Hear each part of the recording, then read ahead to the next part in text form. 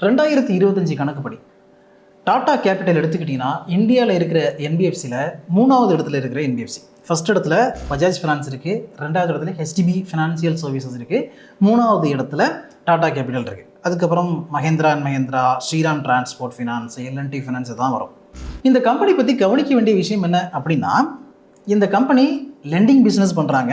லெண்டிங்குள்ளே வந்து retail landing இருக்குது, SME landing இருக்குது அண்ட் கார்பரேட் லெண்டிங் இருக்குது.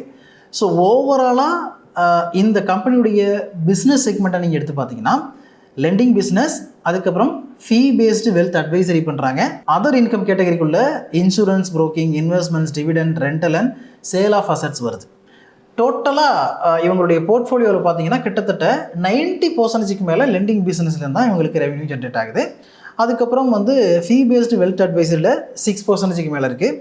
அண்ட் அதர் இன்கம் கேட்டகரியில் அரௌண்ட் 3% வச்சுருக்காங்க. அதாவது இன்சூரன்ஸ் அந்த பிஸ்னஸ்லாம் இருக்குல்ல, அதில் வந்து ஒரு 3% இவங்களுக்கு ரெவன்யூ ஜென்ரேட் ஆகுது. இப்போ மேஜராக இருக்கக்கூடிய லெண்டிங் பிஸ்னஸ் எடுத்துக்கிட்டிங்கன்னு வச்சிங்களேன், ரிட்டைல் ஃபினான்ஸ் தான் அதை லீட் பண்ணுதுன்னு சொல்லலாம்.